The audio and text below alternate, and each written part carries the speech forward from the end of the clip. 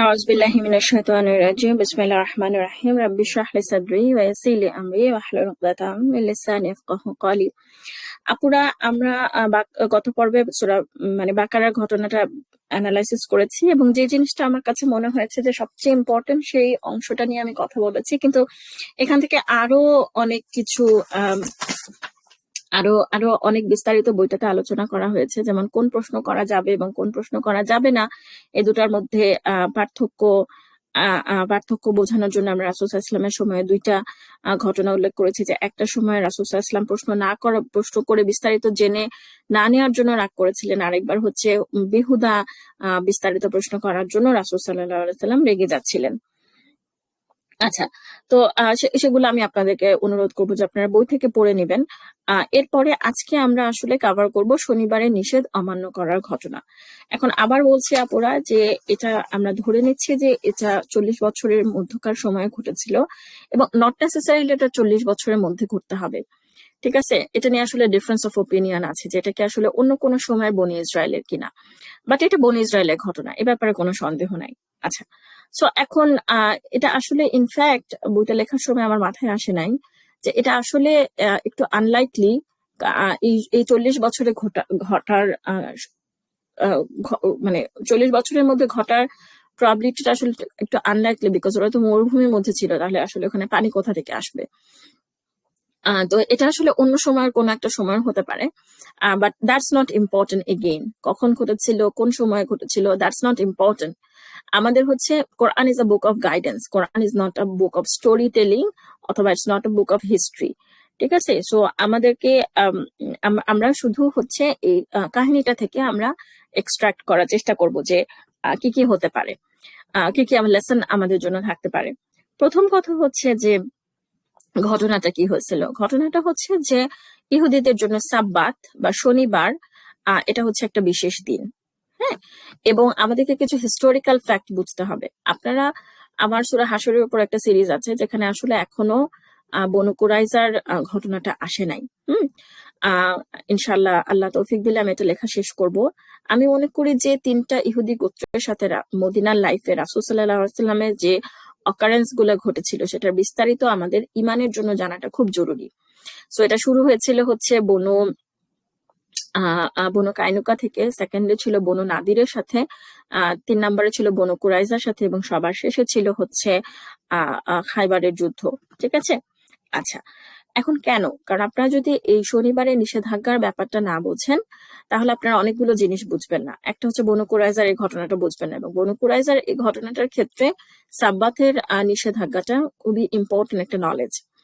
আচ্ছা, দ্বিতীয় যেটা সেটা হচ্ছে যে আমাদের জন্য আসলে মানে আমাদের কাছে ইসলামকে অনেকের কাছে অনেক কঠিন মনে হতে পারে, বাট আমাদেরকে বুঝতে হবে যে শরিয়ত ক্রমাগত সহজ হয়েছে।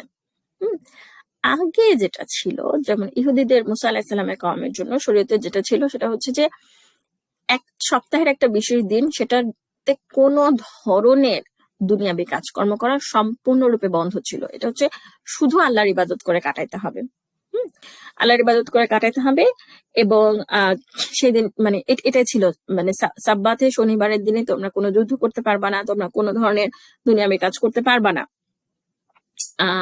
আমাদের সময়ে কিন্তু এই বিশেষ দিনটা হচ্ছে শুক্রবার, এই বিশেষ দিনটা হচ্ছে শুক্রবার, এবং এটা হচ্ছে যে আপনার কিন্তু শুক্রবারে আমাদের কিন্তু দুনিয়াবি কাজকর্ম করা সম্পূর্ণরূপে বন্ধ না। কোন সময় বন্ধ?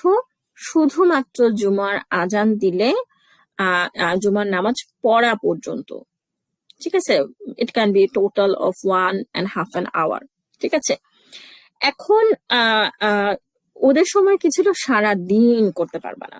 ঠিক আছে, শনিবারে কোনো ধরনের দুনিয়াবি কাজকর্ম করতে পারবা না, মানে তুমি জীবিকার সন্ধানেও করতে পারবা না। কিন্তু আমাদের জন্য তো এটা অ্যালাউড। আপনারা সূরা জুমুয়া যদি পড়েন তাহলে বলবেন যে নামাজ শেষ করার পরে তোমরা জীবিকার সন্ধানে মানে তোমরা জীবিকার সন্ধানে মানে রিজিক সন্ধানে তোমরা মানে ছড়িয়ে পড়ো আর কি। ঠিক আছে, এই কথাটা সূরা জুমুয়াতেও বলা হচ্ছে। আচ্ছা, তো এখন এইখানে যেটা ছিল সেটা হচ্ছে যে ওদের শনিবারে তো নিষেধ মাছ ধরা, এবং ওটাই ওদের মানে জীবিকা ছিল হচ্ছে মাছ ধরা। তোরা দেখতেছে যে যেই দিন নিষেধ সেই দিনই প্রচুর মাছ আসতেছে। তো এটা কিন্তু তাদের জন্য একটা পরীক্ষা ছিল।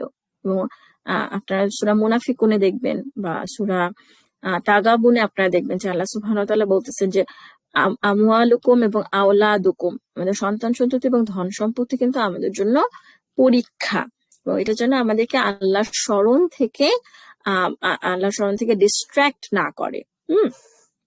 তো ওদের জন্য যেটা হচ্ছে যে ওদের জন্য এই জিনিসটা মানে টেম্পটেশনটা কন্ট্রোল করাটা খুব ডিফিকাল্ট হয়ে যাচ্ছিল। টেম্পটেশনটা, হ্যাঁ, যে কি ব্যাপার, হ্যাঁ, কি ব্যাপার যে সব মাছ যেন শনিবারই আসতেছে, আর সেই দিনে আমি মাছগুলো ধরতে পারতেছি না। ঠিক আছে, এখন এই সিমিলার টেম্পটেশন আমাদের বা সিমিলার পরীক্ষা আমাদের উপরে কিভাবে, আমাদের সময় কিভাবে আসতে পারে? ধরেন আপনার বেচা কেনা নাই, একদম কোনো বেচা কেনা নাই, ঠিক আছে, সেই সময়ে মানে একদম না খেয়ে থাকার জোগাড়, এরকম একটা অবস্থা। এখন আপনি হচ্ছে জুমার নামাজের জন্য বের হবেন, হ্যাঁ, আজান দিয়ে দিছে, এখন আপনি হেঁটে মসজিদে যাবেন, একটু পরে খুতবা শুরু হয়ে যাবে। ঠিক সেই সময়ে এক দল মানুষ আসলো আপনার দোকানে কেনাকাটা করতে। আপনি জাস্ট দোকানের শাটারটা অফ করবেন বলে, হ্যাঁ, শাটারটা লাগাই দিবেন, দোকান অফ করে আপনি নামাজের জন্য যাবেন, সেই সময় এক গাদা মানুষ আসলো, অথচ আপনার কিন্তু বিক্রি বাটা নাই। এটা আপনার জন্য পরীক্ষা যে তখন কি আপনি দোকানের শাটারটা অফ করে বলবেন যে না না না আমি জমা পড়তে যাব? আপনি কি, এইটা হচ্ছে আপনারা দুনিয়াকে প্রাধান্য দিবেন নাকি পরকালকে প্রাধান্য দিবেন? আমাদের মধ্যে এটা নিয়ে অনেক কনফিউশন থাকে। আমাদের একটা মেজর প্রবলেম হচ্ছে ইসলামে আসার পরে কোনটা দিন কোনটা দুনিয়া এটা আমরা বুঝি না। আমরা অনেক কিছু অলসতার জন্য মানে অ্যাভয়েড করতে চাই, নাম দিয়ে যে সেটা আমরা দুনিয়া বিমুখ হয়েছি। কিন্তু আসলে আমরা অলস, আমরা পড়াশোনা করতে চাই না, আমরা কাজকর্ম করতে চাই না, আমরা শুয়ে বসে থাকতে চাই, আর আমরা সেটার নাম দিয়ে অলসতা, আমরা সেটার নাম দিয়ে জুহুদ বা দুনিয়া বিমুখতা। তাহলে কিন্তু আমাদেরকে এই জিনিসটা এটা মানে যখন আপনাকে দুটা কন্ট্রাডিক্টরি, দুটা কনফ্লিক্টিং অবস্থা একটা আরেকটার মুখোমুখি এসে দাঁড়িয়েছে, তখন আপনি কোনটা বেছে নেবেন? আপনি দিন বেছে নেবেন নাকি দুনিয়া বেছে নেবেন? এটা হচ্ছে একটা ক্লাসিক এক্সাম্পল যখন এরকম হতে পারে। অথবা রামাদানের তারাবি, রামাদানের তারাবি পড়লে, অথবা আপনার যদি আপনি রোজা রাখেন তাহলে আপনার চাকরি চলে যাবে, তখন আপনাকে সিদ্ধান্ত নিতে হবে আপনি দিন বেছে নেবেন নাকি দুনিয়া বেছে নেবেন। এগুলো হচ্ছে সবই পরীক্ষা। তো আমাদের সময় একদম প্যারালাল যেটা হতে পারে যে জুমার খুতবার সময়, জুমার সালাতের সময় আপনার দোকান বন্ধ রাখতে হবে, বা জীবিকার কোনো কিছু, অথবা আপনাকে কোন একটা মিটিং করতে হবে। ধরেন আপনার সুপারভাইজার আপনাকে, আপনি পিএইচডি করতেছেন, আপনার সুপারভাইজার আপনাকে রেসপন্ড করতেছে না, মানে ওনার দেখাই পাওয়া যায় না, এবং ওনার দেখা পাওয়া যাচ্ছে না বলে আপনার সমস্ত কাজ আটকে আছে। ঠিক আছে, আটকে আছে। এরপরে উনি আপনাকে শুক্রবারে ঠিক জুমার টাইমে উনি আপনাকে মিটিং দিল, তখন আপনি কি করবেন? আপনাকে এই ঈদ কথা শুনতে হবে, এই শনিবারের এই কাহিনীটা করতে হবে। হ্যাঁ, এরকম একটা সিচুয়েশন হতে পারে যে না আমি আমার সুপারভাইজারকে বলবো যে না আমি এই সময় পারবো না তোমার সাথে মিটিং করতে, because it's my prayer time. আমরা দুনিয়ার জন্য পিএইচডি ঠিকঠাক মতন করার জন্য আমরা এ করব না, আমরা জুমা মিস দিব না, হ্যাঁ, খুতবা মিস দিব না। এবং আমাদের আরেকটা মিসকনসেপশন হচ্ছে শুধু জুমার নামাজটা জুমা, আমরা অনেকেই জানি না যে খুতবা নামাজ ইজ জুমার পার্ট। ঠিক আছে, খুতবা শোনাটা ইজ জুমার নামাজের পার্ট। ঠিক আছে, তো আজকে এটুকুই, আমরা নেক্সট ক্লাস এটা নিয়ে আরো এক্সপ্লেন করবো ইনশাল্লাহ। জাযাকুমুল্লাহ খায়রান শোনার জন্য। আসসালামু আলাইকুম রহমতুল্লাহি বারাকাতুহু।